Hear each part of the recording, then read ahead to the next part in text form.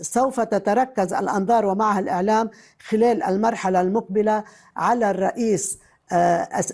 الرئيس عبد الفتاح السيسي لحدث ما، ومن هنا أرى أن ملامح مؤامرة لمحاولة هز الاستقرار الأمني والسياسي في مصر، وهذه المؤامرة لن تنجح بإذن الله، لأنني أرى أن قيادة الجيش والشعب المصري ستبقى خلف الرئيس السيسي لحماية الرئاسة والسيادة وحماية الشعب والأراضي المصرية من كل المؤامرات، وأرى أنهم لن ينالوا من مصر مهما حاولوا أو تآمروا. ليبيا. بقول لك يا نجم، مش انت قررت تيجي كده كسكسي على حمصي تاخد بعضك انت واخواتك وجايبين ربع مبلي واتنين براميلي وفاكرين نفسكم بقى كسر الصمود وداخلين من غير لا تصاريح امنيه ولا بلغت حد ولا نسقت مع الدوله اللي انت فاكرها زريبه مرتع لكل من هب ما هقول لك ايه، انت راجل لا عندك بلد ولا عندك جيش ولا تفهم يعني ايه قانون، من قيس عيد لعمي تبون يا قلبي لا تحزن، واحد متوفي 6 مرات والتاني فاقد الذاكره من 14 سنه. اعمل ايه؟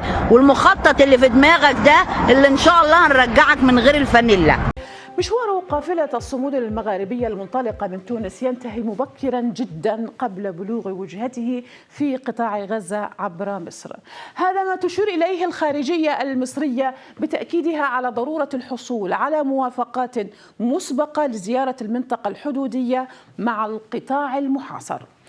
تقول أن السلطات احتجزتهم فور وصولهم لمطار القاهرة بسبب رغبتهم بالوصول إلى غزة وربما الانضمام إلى قافلة الصمود. أن قافلة الصمود ضمت الجزائر، تونس وليبيا.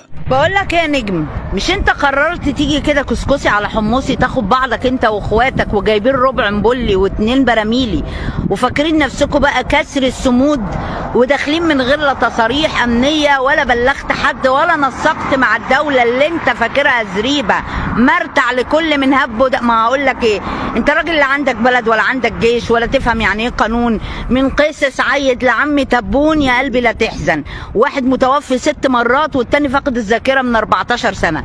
بص كده ورايا، انا في مطروح، اخر الطريق ده السلوم، المكان اللي انت المفترض انك تقف فيه ومفكر نفسك هتخش.